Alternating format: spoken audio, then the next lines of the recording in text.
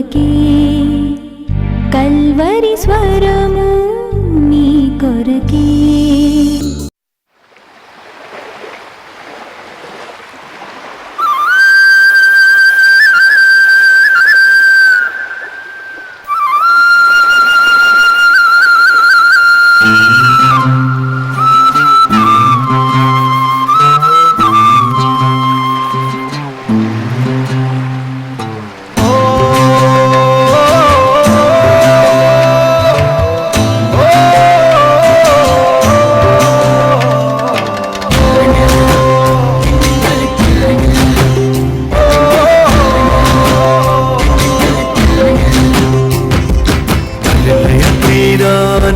చిన్ననావా యేసయ్యా ఏర్పరచుకున్ననావా, గలిలయ తీరాన చిన్ననావా యేసయ్యా ఏర్పరచుకున్ననావా. యేసయ్య సేవలో వాడబడిన, యేసయ్యా బోధకు ఉపయోగపడిన ఆ నావలా నేనుంటే చాలునయ్యా. గలిలయ తీరాన చిన్ననావా యేసయ్యా ఏర్పరచుకున్ననావా, గలిలయ తీరాన చిన్ననావా యేసయ్యా ఏర్పరచుకున్ననావా.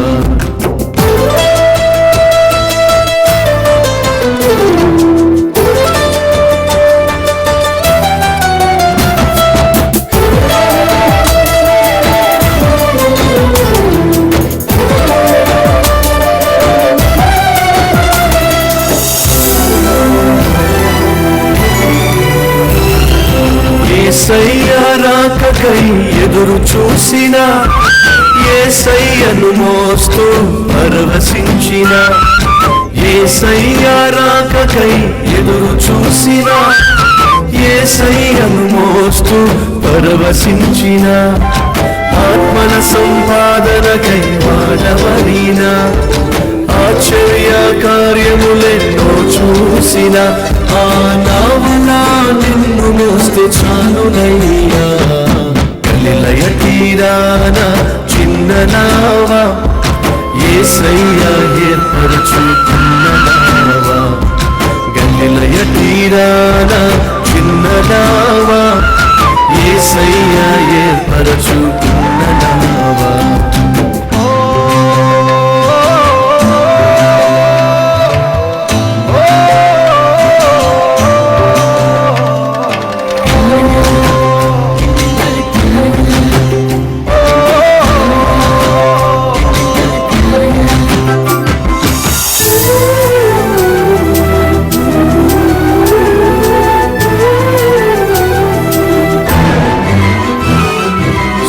సుడిగుండాలెన్నో ఎదురొచ్చిన, పెను తుఫానులెన్నో అడ్డొచ్చిన, సుడిగుండాలెన్నో ఎదురొచ్చిన, పెను తుఫానులెన్నో అడ్డొచ్చిన, ఆగకుండా ముందుకే కొనసాగిన, అలు పెరగని సేవకై సిద్ధపడిన ఆ నావలా నన్ను కూడా వాడుమయ్యా.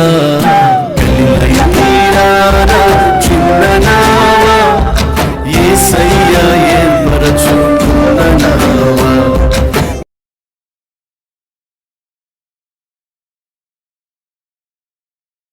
నెహెమ్యా గ్రంథము 3వ అధ్యాయము, దయచేసి గమనించండి. 3వ అధ్యాయంలో మొత్తం మనం చూసే గుమ్మాలు 10. వాస్తవంగా యెరూషలేము ప్రాకారంలో 12 గుమ్మాలు ఉన్నాయి.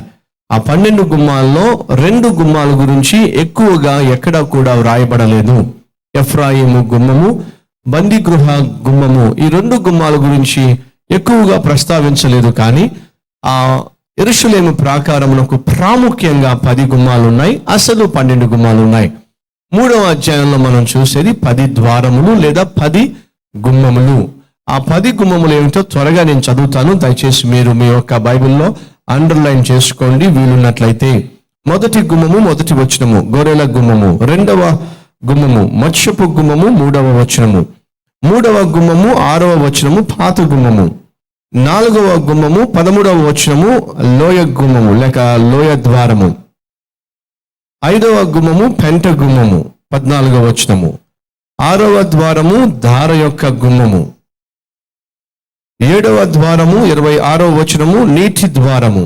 8వ ద్వారము 28వ వచనము గుర్రపు గుమ్మము. 9వ ద్వారము తూర్పు ద్వారము 29వ వచనము. 10వ ద్వారము మిస్కాదు ద్వారము 31వ వచనము. సో 3వ అధ్యాయంలో 10 ద్వారముల గురించి వ్రాయబడి ఉన్నవి. అనగా యెరూషలేము చుట్టూ పెద్ద ప్రాకారాన్ని కూడా ఆ రోజులో నిర్మించారు. ఆ ప్రాకారానికి 12 ద్వారములు ఉండేవి. ప్రాముఖ్యంగా 10 ద్వారములు వాడుకలో ఉండేవి. 10 ద్వారములో అనేక ద్వారాలు కాల్చివేయబడినాయి. ఆ ప్రాకారములు కూల్చివేయబడినాయి. ప్రాకారము లేని పట్టణంగా యెరూషలేము మిగిలిపోయింది. యెరూషలేము ప్రజలు ఆ యెరూషలేము గురించి, ప్రాకారముల గురించి, గుమ్మముల గురించి చాలా గొప్పగా చెప్పుకొని అతిశయించేవాళ్ళు. అంతేకాదు దేవుడు కూడా యెరూషలేము యొక్క గుమ్మములను చూసి చాలా అతిశయించేవాడు, చాలా సంతోషించేవాడు. యాకోబు యొక్క నివాస స్థలము కంటే యెరూషలేము గుమ్మములే యెహోవాకు బహు ప్రీతికరము అని బైబిల్లో ఉంది. అనగా యెరూషలేము యొక్క గుమ్మములు దేవునికి బహు ఇష్టము, బహు ప్రీతికరము. అటువంటి ప్రీతికరమైన గుమ్మములు కాల్చివేయబడినాయి. యెరూషలేము దేవుని పట్టణము, అది పాడు చేయబడింది. ఆ పట్టణానికి భద్రత లేకుండా చుట్టూ ఉన్న ప్రాకారములేమో కూల్చివేయబడినాయి. అటువంటి స్థితిలో ఆ పట్టణం పాడైపోయి ఉండగా, ప్రజలు శ్రమలో నిందలో ఉండగా దేవుడు నెహెమ్యాను పిలిచి ఆ పట్టణ ప్రాకారము తిరిగి నిర్మించే పనిని అప్పగించాడు.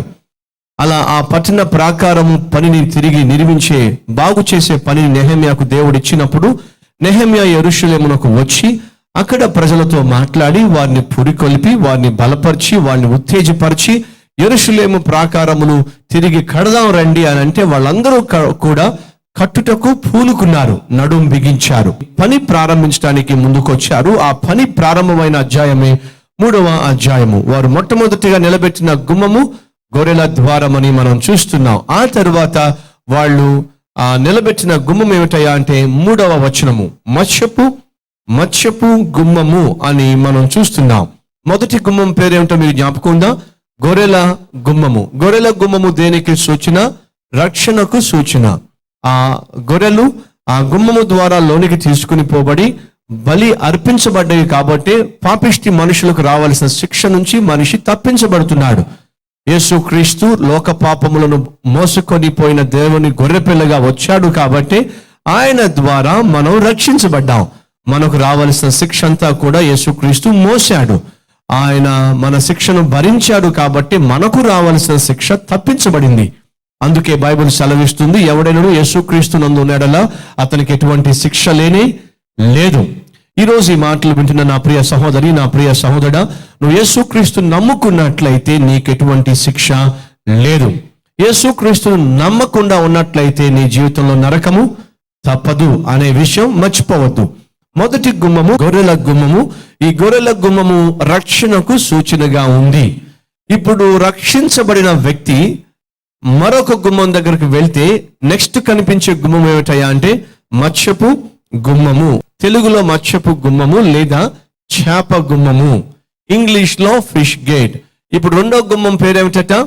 చేప గుమ్మము లేదా చేపల గుమ్మము. ఎందుకు చేపల గుమ్మము అన్నారంటే ఆ గుమ్మం బయటే ఆ చేపలు తీసుకొచ్చి అమ్మేవాళ్ళు.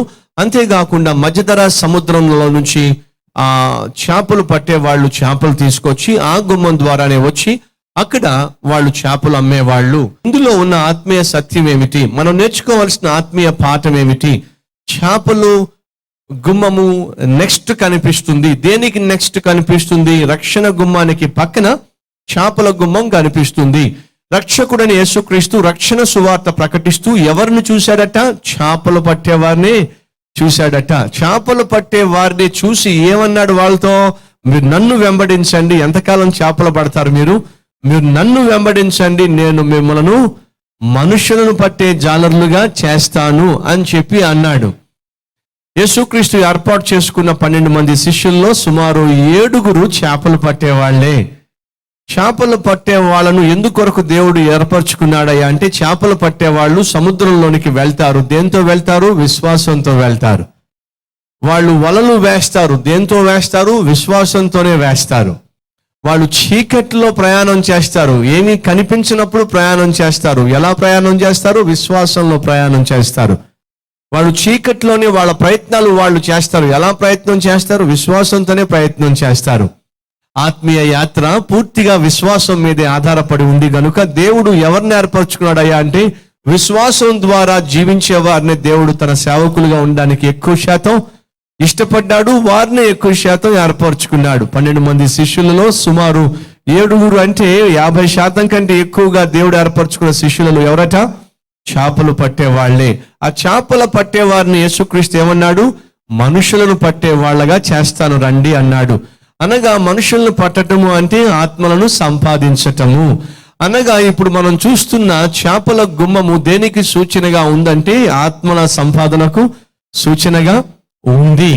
అనగా రక్షించబడిన ప్రతి వ్యక్తి నెక్స్ట్ చేరుకోవాల్సిన గుమ్మం ఏమిటయా అంటే, ఆత్మలను సంపాదించే గుమ్మము. ఈరోజు మనలో చాలా మంది రక్షించబడ్డారు, కానీ ఆత్మలను సంపాదించే గుమ్మం దాకా ఇంకా రాలా. రక్షించబడ్డాను, నా పాపములు క్షమించబడిని, నేను మారాను అని చెప్పి సంతోషపడుతున్నారు, కానీ ఇతరుల యొక్క రక్షణ కొరకు, ఇతరుల యొక్క బాగు కొరకు, ఇతరుల యొక్క క్షేమం కొరకు ప్రాకులాడేటటువంటి ఇంకా అటువంటి ఆత్మీయ పరిపక్వతలోనికి మనలో చాలా మంది రాలా. మన కల్వరి టెంపుల్ ఎంతగా విస్తృతంగా దీవించబడి ఉంది అంటే, మనలో కొంతమంది ఉన్నారు, వాళ్ళు రక్షించబడ్డారు, రక్షణ గుమ్మం ద్వారా వాళ్ళు ప్రవేశించారు, అంతటితో తృప్తి పట్టల్లా వారు నెక్స్ట్ గేట్ దగ్గరకు వెళ్తున్నారు. ఆ గేట్ పేరు ఏమిటయ్యా అంటే చేపల గేటు. ఆ చేపల గేటు దేనికి సూచన అయ్యా అంటే, ఆత్మల సంపాదనకు సూచన. మీరు అనొచ్చు, బ్రదర్ ఆత్మను సంపాదించాలంటే నేనేం చేయాలి? ఆత్మలను మనం సంపాదించాలంటే, ప్రభు దగ్గరకు ఒకరు నడిపించాలంటే ఏం చేయాలో బైబిల్లో ఉంది. దయచేసి మీ బైబిల్లో తెరుద్దాం రండి. జెఫన్యా గ్రంథము 1వ అధ్యాయము 10వ వచనము. ఆ దినమందు మత్స్యపు గుమ్మములో రోదన శబ్దమును, పట్టణపు దిగువ భాగమున అంగలార్పును వినబడును. ఏముంది ఇక్కడ? మత్స్యపు గుమ్మము దగ్గర ఏం వినిపిస్తుందట? రోదన శబ్దము, రోదన ధ్వని వినిపిస్తుంది. మత్స్యపు గుమ్మము దేనికి సూచన? ఆత్మల సంపాదనకు సూచన. ఆత్మల సంపాదించే గుమ్మం దగ్గర ఏం వినిపిస్తుంది? రోదన ధ్వని వినిపిస్తుంది. అనగా అర్థం ఏమిటి? ఒక వ్యక్తిని మనం రక్షణలోకి నడిపించాలన్నా, ఒక వ్యక్తిని మనం ప్రభు సన్నిధికి నడిపించాలన్నా, మనం తప్పనిసరిగా ఆ వ్యక్తి కొరకు కన్నీళ్లు కార్చవలసిన వారమై ఉన్నాము. నశించిపోతున్న వారి కొరకు ప్రలాపించకుండా, నశించిపోతున్న వారి కొరకు కన్నీళ్లు కార్చకుండా, నశించిపోతున్న వారి కొరకు ప్రసవ వేదన పడకుండా మనము ఆ వ్యక్తిని ఆత్మీయంగా కనడము సాధ్యము కానే కాదు. దయచేసి గమనించిన భక్తుడైన పౌలు అంటాడు, మీలో క్రీస్తు స్వరూపము ఏర్పడేంత వరకు నాలో ప్రసవ వేదన కలుగుతుంది అన్నాడు. ప్రసవ వేదన ఎవరికి కలుగుతుందో కాస్త చెప్తారా? స్త్రీలకా పురుషులకా? ఏమండి? ఎవరైతే నిండు గర్భిణిగా ఉన్నారో వారికే ప్రసవ వేదన, గర్భం ధరించిన వ్యక్తికే ప్రసవ వేదన. మరి గర్భం ధరించే వ్యక్తికే ప్రసవ వేదన అనేది వాస్తవం అయితే, మరి ఆ ప్రసవ వేదన పౌలు గారికి ఎక్కడి నుంచి వచ్చిందట? అనగా అతడు ఇహ సంబంధమైన గర్భం ధరించలేదు, కానీ ఆత్మీయ సంబంధమైన గర్భము ధరించాడు. ఎగ్జాంపుల్, తిమోతి గురించి మాట్లాడుతూ నా ప్రియమైన కుమారుడా అని అంటూ, నేను కనిన నా కుమారుడా అని చెప్పి అంటాడు. అదేమిటి? పౌలు తిమోతిని కన్నాడా? కాదు. భౌతికంగా ఆలోచిస్తే తిమోతి ఆ కన్న తల్లి వేరు, తండ్రి వేరు. కానీ ఆ బిడ్డను చూసి పౌలు అంటున్నాడు, నేను కనిన నా కుమారుడు, అనగా ఆత్మీయ కుమారుడు. ఒక బిడ్డను ఒక తల్లి కనాలి అంటే 9 మాసాలు మొయ్యాలి, ప్రసవ వేదన గుండా వెళ్ళాలి, అప్పుడే ఆ బిడ్డకు జన్మను ఇవ్వగలుగుతుంది. ప్రసవ వేదన పడే స్త్రీ యొక్క వేదన గురించి మనం చాలా వింటూ ఉన్నాం, మనకు తెలుసు. అనగా ఒక వ్యక్తి ఆత్మీయంగా ఒకరికి జన్మనివ్వాలంటే ఆ వ్యక్తి కూడా ప్రసవ వేదన గుండా వెళ్ళాలి. అనగా ఈరోజు మన కల్వరి టెంపుల్లో ఉన్న ప్రతి సహోదరుడు, ప్రతి సహోదరి ఏమై ఉండాలో చెప్తారా కాస్త? మీరు గర్భము ధరించాలి. ఏమిటది? గర్భము ధరించాలి. పురుషులే కానివ్వండి, స్త్రీలే కానివ్వండి, గర్భము ధరించాలి. అనగా మీ కుటుంబంలో ఎవరైతే రక్షణ లేకుండా ఉన్నారో, అది మీ తండ్రే కావచ్చు, మీ తల్లే కావచ్చు, మీ చెల్లె కావచ్చు, మీ అన్నే కావచ్చు, మరి ఎవరైనా కావచ్చు. ఆ వ్యక్తిని మీరు గర్భము ధరించాలి అనగా ఆ వ్యక్తిని మీరు ఆ ప్రభువు సన్నిధిలో చేర్చేంత వరకు, అతడు ప్రభువును సొంత రక్షకునిగా అంగీకరించేంత వరకు మీరు తప్పక ఆ వ్యక్తి కోసం ప్రార్థన చేయాలి అనే సత్యము మర్చిపోవద్దు. మీకు జ్ఞాపకం ఉందా? ఒకసారి ఒక సాక్ష్యం చెప్పా. ఏమని? ఒక సహోదరి తన తమ్ముడు మారాలి అని చెప్పి రోజుకు 1000 సార్లు ప్రార్థన చేసేదట. ఎన్నిసార్లు? తన సహోదరుడు మారాలి అని చెప్పి రోజుకు 1000 సార్లు ప్రభువుని అడిగేదట. ఆ సహోదరుడు అద్భుతంగా రక్షించబడి మన కల్వరి టెంపుల్ సభ్యునిగా, దేవుని కొరకు బలమైన సాధనంగా, పాత్రగా ఈరోజు వాడబడుతూ ఉన్నాడు. దాని వెనుక ఒక సహోదరి యొక్క ప్రసవ వేదన ఉంది. దాని వెనుక ఒక సహోదరి యొక్క ప్రార్థన ఉంది. నా తండ్రి దేవుని నమ్ముకున్న వ్యక్తి కాదు. నా తండ్రి ఇహ సంబంధంగా జీవించేటటువంటి వ్యక్తి. కానీ మొదటిగా రక్షించబడిన నేను నా తండ్రి కోసం చాలా కాలం ప్రార్థన చేశా. చాలా సంవత్సరాలు కన్నీళ్లు కార్చి ప్రార్థన చేశా. నా తండ్రి మారాలని స్టూడెంట్ గా ఉన్నప్పుడే ఎన్ని రాత్రులు కన్నీళ్లు కార్చి ఎంతకాలం ఉపవాసం ఉండి ప్రార్థన చేశానో నాకే తెలియదు. నా డైరీలో రాసుకునేవాడిని. ఈ రోజు మా నాన్నగారి కోసం ఉపవాసం ఉండి ప్రార్థన చేశా, కన్నీటితో ప్రార్థన చేశా. నా తండ్రికి ఇంకా రక్షణ లేదు, నా తండ్రి రక్షించబడాలి అని చెప్పి. అలా ఎంతో కాలం ప్రార్థన చేసిన తర్వాత నా 21వ ఏట మా తండ్రికి హార్ట్ అటాక్ వచ్చిందని చెప్పి నాకు ఫోన్ వచ్చింది. వెంటనే ప్రభువుని అడిగాను, ప్రభు నా తండ్రికి హార్ట్ అటాక్ వచ్చిందట, ఇంకా రక్షించబడలా, చనిపోయినట్లయితే తిన్నగా నరకానికి వెళ్ళిపోతాడు, ఎందుకు ఈ పరిస్థితి వచ్చిందన్నప్పుడు అని ప్రార్థన చేసినప్పుడు ప్రభు నాకు బలాన్ని ఇచ్చాడు. ఇది మరణానికి వచ్చిన రోగము కానీ కాదు, ధైర్యంగా ఉండు అని చెప్పి వెళ్ళాను. చూశాను, తండ్రికి హార్ట్ అటాక్ వచ్చింది. సీరియస్ కండిషన్ లో నుంచి దేవుని మహాకృపను బట్టి బయటపడ్డారు. ఆ తర్వాత నేను మరలా హైదరాబాద్ వచ్చేస్తున్నప్పుడు మా తండ్రి నన్ను చూస్తూ ఒక మాట అన్నారు, నేను ఎప్పుడు ఉంటానో ఎప్పుడు పోతానో నాకే తెలియదు, నువ్వు హైదరాబాద్ వెళ్ళిపోతున్నావు, కానీ నా పరిస్థితి ఏమిటో నాకు అర్థం కావట్లా, నేను ఎప్పుడు ఊడిపోతానో ఎప్పుడు వెళ్ళిపోతానో నాకు తెలియనటువంటి స్థితిలో నేను ఉన్నాను అని చెప్పినప్పుడు ఒకే ఒక మాట చెప్పాను, నాన్నగారు మీరు ఇక్కడున్నా, ఒకవేళ ఇక్కడి నుంచి మీరు వెళ్ళిపోవాల్సి వచ్చినా నేను బాధపడను, కానీ పరలోకంలో మీరు కనిపించకపోతే అంతకంటే దుఃఖము నాకు మరొకటి ఉండదు. ఈ ఒక్క విషయం మాత్రం జ్ఞాపకం పెట్టుకోండి అని చెప్పి నేను హైదరాబాద్ వచ్చేసా. ప్రభు యొక్క కృపకు నా తండ్రిని అప్పగించి హైదరాబాద్ వచ్చేసిన తర్వాత ఒక 1 వీక్కి నాకు లెటర్ వచ్చింది. మా నాన్నగారు ఉత్తరం రాశారు. ఏమని తెలుసా? నువ్వు వెళ్తూ ఒక మాట చెప్పావు, ఈ లోకంలో మీరు వెళ్ళిపోయినా నేను బాధపడను, కానీ పరలోకంలో మీరు ఒకవేళ కనిపించకపోతే అంతకంటే దుఃఖం మరొకటి ఉండదని చెప్పన్నావు. ఆ మాట నన్ను బెల్లంలా పొడిచింది. ఆ మాట నన్ను గాయపరిచినప్పుడు నేను తిన్నగా వెళ్ళి నా చిన్న రూమ్లో నేను మోకాల మీద పడి నా తప్పులన్నీ ఒప్పుకున్నా, నా పాపాలన్నీ ఒప్పుకున్నా, నా ప్రభువైన యేసుక్రీస్తును సొంత రక్షకునిగా నేను అంగీకరించా, నా జీవితాన్ని నా ప్రభువు మార్చాడు అని చెప్పి ఉత్తరం రాసినప్పుడు ఆ సంతోషానికి అవధులు ఉంటాయండి. సాధారణంగా తండ్రులు కుమారులను కంటారు, కానీ దేవుడు నాకు గొప్ప భాగ్యాన్ని ఇచ్చాడు. నా తండ్రిని ఆత్మీయంగా కనే భాగ్యాన్ని దేవుడు నాకు ఇచ్చాడు.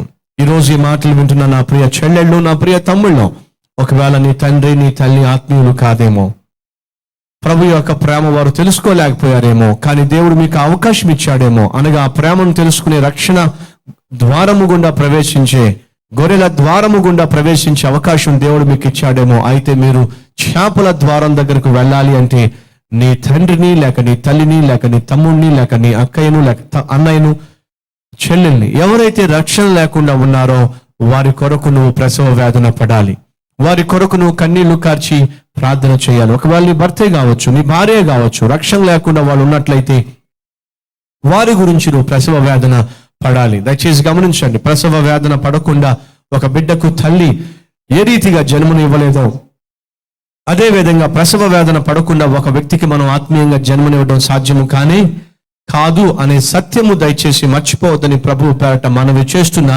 నశించిపోతున్న నీ ఇంటి వారి కోసం నువ్వు కన్నీళ్లు కార్చి ఎంతకాలమైంది, నా కొడుకు మారలేదు, పాస్టర్ గారు ప్రార్థన చేయండి. నా ప్రియ తల్లి, ఒక ప్రశ్న, మీ కుమారుని మీకంటే ఎక్కువగా ఎవరు ప్రేమించగలరో చెప్పండి, మీ కుమార్తెను మీకంటే ఎక్కువగా ఎవరు ప్రేమించగలరో చెప్పండి.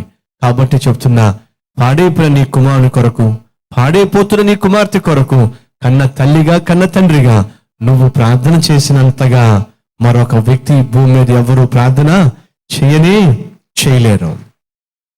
నీ తండ్రి కోసం నీ తల్లి కోసం నువ్వు కన్నీళ్లు గార్చకపోతే, నీ కుమార్తె కోసం, నీ కుమారుడు కోసం నువ్వు కన్నీళ్లు కార్చకపోతే ఈ లోకంలో ఎవరు కన్నీళ్లు కారుస్తారు? ఒకవేళ నువ్వు నిజంగా రక్షించబడిన వ్యక్తివైతే అక్కడే చతికిలబడిపోవడానికి వీల్లేదు. గొర్రెల గుమ్మము దగ్గర నువ్వు ఆగిపోవడానికి వీల్లేదు. నీకు ప్రమోషన్ రావాలి, అక్కడి నుంచి నీకు ప్రోగ్రెస్ ఉండాలి, అక్కడి నుంచి నువ్వు ముందుకు సాగాలి. నెక్స్ట్ నీ పక్కన ఉండే గుమ్మం దగ్గరకు నువ్వు వెళ్ళాలి. ఆ గుమ్మం పేరు ఏమిటయ్యా అంటే మత్స్యపు గుమ్మము. అది దేనికి సూచనయ్యా అంటే ఆత్మల సంపాదనకు సూచన. ఆ గుమ్మం దగ్గర నువ్వు వచ్చావయ్యా అంటే అక్కడ నీకు ఒక శబ్దం వినిపిస్తుంది. ఏమిటయ్యా అంటే రోదన ధ్వని. ఎందుకయ్యా అంటే ప్రలాపించే వాళ్ళే, విలాపించే వాళ్ళే, కన్నీళ్లు కార్చేవాళ్లే ఆత్మలను సంపాదించేవారు. కాబట్టి ఈరోజు ఈ మాటలు వింటున్న నా ప్రియ సహోదరి, నా ప్రియ సహోదరా, నీ ఇంటిలో, నీ రూమ్లో ప్రతి దినము రోదన ధ్వని వినిపించాలి. నీ కంటిలో ప్రతి దినము కన్నీళ్లు కనిపించాలి. ఈ భూమి మీద దేవునికి బహు ఇష్టమైనది ఏదైనా ఉన్నది అంటే తన బిడ్డలు కార్చే కన్నీళ్ళట. భక్తుడు సెలవిచ్చాడు, నా కన్నీళ్లను నీవు బుడ్డిలో దాచిపెట్టావు అని చెప్పి. తెలుసా మీకు? మనం కన్నీళ్లు కార్చినప్పుడు ఆ కన్నీళ్ళట ప్రభువు బహు జాగ్రత్తగా దాచిపెట్టుకుంటాడట. ఏమి మనం బహు జాగ్రత్తగా దాచిపెట్టుకుంటాం? మనకి ఏదైతే అత్యంత విలువైందో, మనం బహుగా దేన్ని ప్రేమిస్తామో దాన్నే కదా జాగ్రత్త పరుచుకుంటాం. దేవునికి అత్యంత ప్రియమైంది నువ్వు నశించిపోతున్న ఆత్మల కోసం కార్చే కన్నీళ్ళు. అడుగుతున్నా, నీ బుడ్డి ఖాళీగా ఉందా, లేకపోతే నిండుతూ ఉందా, నిండి పొంగి పొర్లుతూ ఉందా? ఈరోజు ప్రపంచంలో సువార్త ఇంకా సజీవంగా ఉంది అంటే దానికి కారణం తెలుసా? కన్నీళ్లు కార్చే నిజమైన ఆత్మీయుల వల్లే, ప్రలాపించే నిజమైన ఆత్మీయుల వల్లే ఈరోజు ఇంకా సువార్త ముందుకు సాగుతుంది అనే సత్యము మర్చిపోవద్దు. అంతేకాదు భక్తుడు సెలవిచ్చాడు, కన్నీళ్లతో కడగబడిన ముఖము దేవునికి చాలా అందంగా కనిపిస్తుందట. అయితే నీ ముఖము దేవుని దృష్టిలో అందంగా, సౌందర్యంగా కనిపించి ఎంతకాలమైంది? ఎంసెట్లో ర్యాంక్ రానప్పుడు, ఉద్యోగం రానప్పుడు, మార్కులు రానప్పుడు, ప్రేమ విఫలమైపోయినప్పుడు, అనుకున్నది జరగనప్పుడు, నువ్వు బోర్న ఏడ్చినప్పుడు, ఈ లోక సంబంధమైన ఏడుపులు ఏడిస్తే దేవుడు ఆ కన్నీళ్లు తీసుకెళ్లి జాగ్రత్తగా దాచిపెట్టుకోడు. ఆత్మీయమైన సంబంధమైన కన్నీళ్లు, ప్రసవ వేదనతో కూడిన కన్నీళ్లు మనం కార్చినప్పుడే దేవుడు వాటిని దాచిపెడతాడు. ఈరోజు ఈ మాటలు వింటున్న సహోదరి, సహోదరా, నీ కన్నీటి ప్రార్థన తప్పక ఆశ్చర్య కార్యాలు చేస్తుంది. నీ కన్నీటి ప్రార్థన తప్పక రక్షణ లేకుండా నశించిపోతున్న వారిని రక్షణలోనికి నడిపిస్తుంది. రెండవ గుమ్మము దేనికి సూచన అంటే ఆత్మల సంపాదనకు సూచన. అతి గుమ్మం దగ్గరకు ప్రతి ఒక్కరూ చేరుకోవాలని మనపూర్వకంగా కోరుతూ ఉన్నాను. మూడవ గుమ్మము, దయచేసి బైబిల్ తెరవండి. మూడవ గుమ్మము 3వ అధ్యాయము 6వ వచనము. పాత గుమ్మమును బాగు చేయువారు. పాత గుమ్మము, ఇది తెలుగులో పాత గుమ్మము అనుంది, ఇంగ్లీష్లో ఓల్డ్ గేట్ అనుంది, మరొక చోట మూల గుమ్మము అని కూడా ఉంది. ఇది కార్నర్లో ఉండే గుమ్మము, మూల ఉంటుంది కనుక దీనికి మూల గుమ్మము అని పేరు కూడా ఉంది. బైబిల్లో ఒక చక్కని మాట ఉంది. ఏమిటయ్యా అంటే మనుషులు తృణీకరించిన రాయి తలకు మూలరాయి ఆయను అని ఉంది. ఆ మూలరాయి ఎవరో చెప్తారా కాస్త? ప్రభు అయిన యేసుక్రీస్తే. మనుషులు విసర్జించిన రాయి ఏమైందట? మూలరాయిగా మారింది. సాధారణంగా మనం ఏదైనా నిర్మించేటప్పుడు మూలలే ముందుగా బలపరుచుకుంటాం. 4 మూలలు చాలా ఇంపార్టెంట్. స్లాబ్ వేసుకున్నామంటే మూలలు చాలా ఇంపార్టెంట్. ఆ మూలాల్లో మనం ఏం వేస్తాం? పిల్లర్స్ వేస్తాం. ఆ పిల్లర్స్ మీదే ఆ బిల్డింగ్ ఆధారపడి ఉంటుంది. పాత గుమ్మము దేనికి సూచన అంటే పురాతనమైన మార్గమునకు సూచన. అలాగే మూల రాయి అయిన ప్రభు అయిన యేసుక్రీస్తుకు సూచన. ఇర్మియా భక్తుడు సెలవిచ్చాడు 6వ అధ్యాయము 16వ వచనంలో, యెహోవా ఇలాగూ సెలవిస్తున్నాడు, మార్గములలో నిలిచి చూడుడి, పురాతన మార్గములను గూర్చి విచారించుడి, మేలు కలుగు మార్గమేది అని అడిగి అందులో నడుచుకొనుడి, అప్పుడు మీకు నెమ్మది కలుగును. ఏమిటంట? పురాతనమైన మార్గములను గూర్చి విచారించుడి. పాత తరపు వారిని గూర్చి విచారించండి. మన పూర్వీకులు నడిచిన మార్గం ఏమిటో విచారించి తెలుసుకోండి. ఈరోజు ఈ మాటలు వింటున్న నా ప్రియ సహోదరి, నా ప్రియ సహోదరుడా, కల్వరీ టెంపుల్ యొక్క విధానము ఈరోజు ఉన్న హైఫై సేవల విధానం కానే కాదు. మన కల్వరి టెంపుల్ యొక్క మూలరాయి ప్రభు అయిన యేసుక్రీస్తే. ఆ ప్రభు అయిన యేసుక్రీస్తు మీదే, అనగా పురాతనమైన, అనగా సాధారణంగా మనం చూస్తాం ఆది. పురాతనం అంటే ఆది, అంతేగా, ఎప్పుడుదో, అంతేగా, అప్పుడెప్పుడో, ఏ రోజులు అవి? ఆది యందు. అనగా దేవుడు ఆశిస్తుంది ఏమిటి? దేవుడు ఏ ఉద్దేశంతో, ఏ కారణం చేత, ఏ చిత్తముతో ఈ భూమిని ఆయన సృష్టించాడో ఆ మార్గాలు తెలుసుకోండి. ఆయన చిత్తాన్ని గ్రహించండి. ఆ మార్గము గుండా వెళ్ళే ప్రయత్నము చేయండి. పురాతనమైన మార్గము దేవుని మార్గము, సనాతనమైన మార్గము మనుషులు ఏర్పాటు చేసుకున్న మార్గము. ఈ మనుషులు ఏర్పాటు చేసుకున్న మార్గంలో ప్రాంతీయ తత్వం ఉంది, కులతత్వం ఉంది, మతతత్వం ఉంది, పాపిష్టి తత్వము మిళితమైపోయి ఉంది. ఇది మనుషులు ఏర్పాటు చేసుకున్నటువంటి మార్గాలు. కానీ దేవుడు ఏర్పాటు చేసిన మార్గము అది పురాతనమైనది, శ్రేష్టమైనది, అద్భుతమైనది. ఆ మార్గం గుండానే వెళ్ళాలని చెప్పి ప్రభువైన యేసుక్రీస్తు తాను వెళ్తూ తన అడుగు జాడలను మన కొరకు విడిచిపెట్టి వెళ్ళెను అని పేతురు రాసిన పత్రికలో ఈ విధంగా వ్రాయబడి ఉంది. 1 పేతురు 2:21. క్రీస్తు కూడా మన కొరకు బాధపడి మీరు తన అడుగు జాడల యందు నడుచుకున్నట్లు మీకు మాదిరి ఉంచిపోయెను. 2000 సంవత్సరాల క్రితము, అంటే అది పురాతనమేనా లేకపోతే ఈ మధ్య కాలమా? ఏమండి, చాలా కాలమేనా? చాలా కాలము క్రితము, పూర్వము, పురాతన కాలమందు 2000 సంవత్సరాల క్రితము దేవుడు మనకు ఒక మార్గాన్ని ఏర్పరిచి వెళ్ళాడు. ఏమిటి ఆ మార్గం అంటే? ఆయన యొక్క చిత్తములో నడవాలని చెప్పి యేసుక్రీస్తు ఏం చేశాడట? తన అడుగు జాడలు విడిచిపెట్టి వెళ్ళాడట. క్రైస్తవుడు వెంబడించాల్సినటువంటి మార్గము ఏదైనా ఉన్నది అంటే, ప్రతి క్రైస్తవుడు వెళ్ళవలసిన గుమ్మము ఏదైనా ఉన్నది అంటే, అది పాత గుమ్మము, అది పురాతనమైన గుమ్మము, అది మూల గుమ్మము, అది ప్రభువైన యేసుక్రీస్తు విడిచి వెళ్ళిన మార్గము. ఆయన అడుగు జాడల్లోనే మనం వెళ్ళాలని చెప్పి ఆయన మనకు మాదిరిని విడిచిపెట్టి వెళ్ళెను అని బైబిల్లో ఉంది. అనగా ప్రతి క్రైస్తవుడు అనుసరించాల్సింది కేవలము క్రీస్తును మాత్రమే.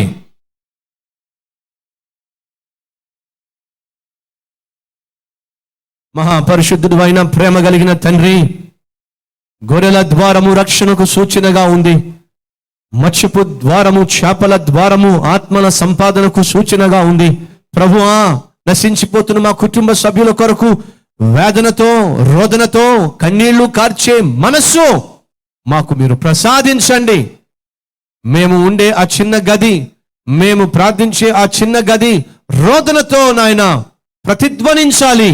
అట్టి రోదనతో కూడిన ప్రార్థనా జీవితాన్ని ప్రతి ఒక్కరికి ఇవ్వండి నాయన. ఈ లోకంలో మీరు ఉన్నప్పుడు, ప్రార్థన చేసినప్పుడు నాయన రక్తము చవట బిందులుగా కారెను అని బైబిల్ సెలవిస్తుంది. అలాంటి ప్రార్థనా జీవితం మాకు దయచేయండి. నశించిపోతున్న వారిని రక్షణలోకి నడిపించేటటువంటి ఆతృత, ఆకాంక్ష, ఆక్రందన మాకు అనుగ్రహించండి అయ్యా. 3వ గుమ్మము పాత గుమ్మము, అది మూల గుమ్మము నాయన, పురాతనమైన గుమ్మము. అటువంటి పురాతనమైన గుమ్మము ద్వారానే తప్ప మేము నాయన మనుషులు ఏర్పాటు చేసిన పై గుమ్మాల ద్వారా మేము వెళ్లకుండా సహాయం చేయండి. సేవకులను, బోధకులను, సంఘాలను అనుసరించక నాయన పురాతనమైన మార్గము గుండా మూలరాయి అయిన నీ మీద కట్టబడిన అపోస్తుల యొక్క పునాదుల మీద నిర్మించబడిన మందిర సభ్యులుగా మేము జీవించుటకు కేవలము నిన్నే వెంబడించే జీవితం మా మందిరంలో ప్రతి ఒక్కరికి ఇవ్వమని యేసు నామములో వేడుకుంటున్నాం తండ్రి, ఆమేన్.